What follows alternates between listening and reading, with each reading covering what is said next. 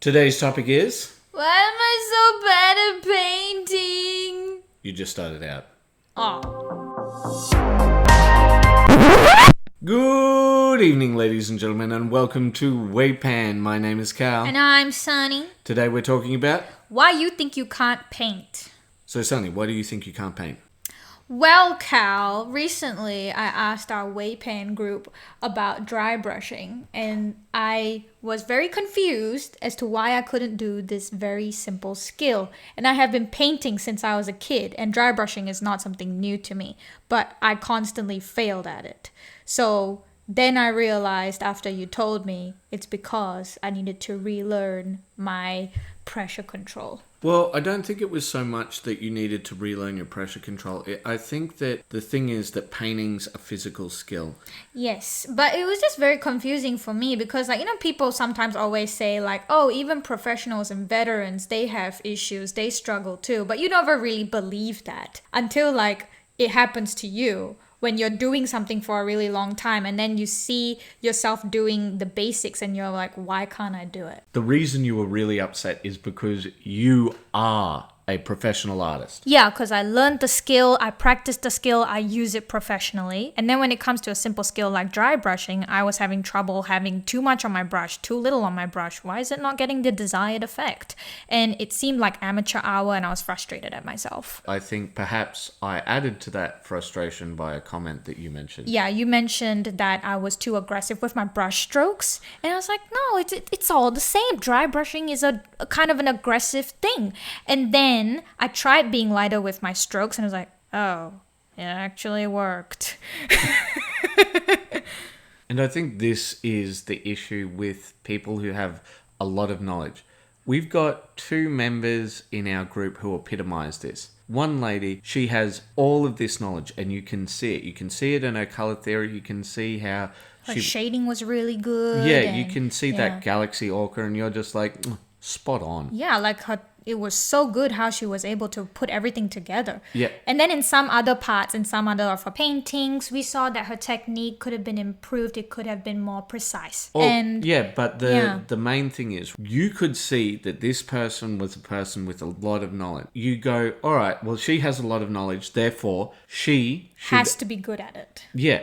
Whereas we take a look at another member and he has just these perfect lines. And when I say perfect lines, I mean absolutely perfect, right? And it doesn't matter whether it's masking, it doesn't matter what it is, right? To get perfect lines is really hard. Yeah, but the issue with his one was that he was doing black next to white next to blue, and that's very hard to do of itself. But there was no shading involved, and he just and thought the white that, was a pure white. Yeah, pure white, and you didn't know how to highlight a white thing. Yeah. When he didn't understand that you need to start from gray and then the white. Yeah, exactly. And this is the difference, right? So if you combine these two people, they make the perfect painter. When it comes to this, I think that's the expectation everyone has. If you have a little knowledge, you'll have a little ability. If you have a lot of knowledge, you'll have a lot of ability. Yeah, and this is true with when I was teaching, right? With children specifically. So you have kids who will show that they're very good with their brush control and everything like that. But I had to spend quite a few hours trying to teach them how to pick colors properly, things like that. You will be weak in certain areas and strong in others. But you say that about kids, and I think for a lot of people, they're like, yeah, but that's kids. Yeah. When you went to uni, did you find the same sort of thing? In a way, yes, because I studied, I majored in illustration, and I have classmates of mine that were really very weak in drawing. Seeing the way you trailed off there, I assume that by very weak in drawing, you mean primary school level. Yeah, they were not able to draw complex styles that is expected of a university level student. Given that they couldn't do this, in your opinion, basic level drawing, do you think hobbyists have a similar feeling when they look at these YouTube videos or they look at, Instagram or Facebook posts, whatever it may be, and they have a level of cognitive dissonance and say, I'm doing exactly what they're doing, how come I'm not getting the result? So, based on when you were explaining to me what cognitive dissonance is, it's that you have two conflicting beliefs or ideas, and then you go a bit crazy as to why things happening the way they are. Oh, yeah. It's so cognitive dissonance causes physical pain. Okay. And what cognitive dissonance is when you have two conflicting ideas and they're in your head and they butt up against each other. So, for example, there is, I am a competent person, right? Okay. And then there's the other one, I have all of the knowledge I need for this. And then you have, I am not getting the result. These ideas clash and you go, You can't understand, you can't comprehend it. and it causes literal physical pain. Yes, and I think that's why it's very upsetting for hobbyists when they can't get what they need to get done. So I believe this is happening because, like, sometimes, like you said, you watch the Miniac videos and then suddenly you sit down and it's like, okay, I know what I'm doing.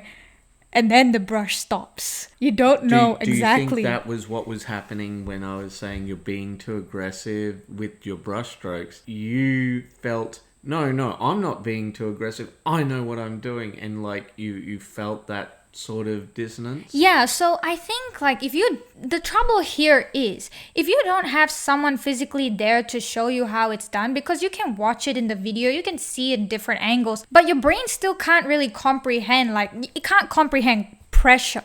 It can't comprehend how the brush stroke starts from strong and then feathers off. You can't do that unless you actually feel it, unless somebody actually maybe holds your hand and shows you how it's done. What you were talking about is even beyond the five senses model. For example, we all have that pressure sense, and it's beyond the sense of touch, but when it comes to these sorts of things, people aren't prepared for this level of nuance. They come in, they have the knowledge, and they go, I should be good. I should be good. Yeah, but here's a question for you, Cal. So you're a self-taught artist in this hobby, right? Yes. So you watch purely videos on how to paint. Yeah, well, okay.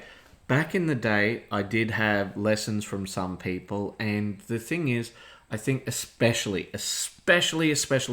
when you're starting out, you need that mentor. I can't remember whether this was a Confucian saying or not, but it went like this. 10,000 books is worth 1 hour with a master. Yes, okay. So for people, they should probably go to the local community to... Yeah, so they can go to the friendly local gaming store, or they can go to, for example, maybe even a convention where there's painting lessons. Yeah, those are helpful. I know when I went to conventions, I learned a lot from the masters too. Yeah, and I think that's the thing. Realizing that, first off, just having knowledge does not equate to skill. You need some practical skill as well, actually doing the task, knowing how to do that task. If not, you have an information gap in your head. Yes, and I think realizing when you have an information gap, that is not an issue. There's nothing wrong with you, right? Yes, it does not mean you can't do it. You just need to learn how to do it. Yes, exactly. You've got the information, now you just need to gain the skills. And there's one thing we know that will help you gain skills. I think I know what that is. Keeping Keeping those brushes wet. Close enough. Alright, I know we can do this. Alright. Keep those brushes wet.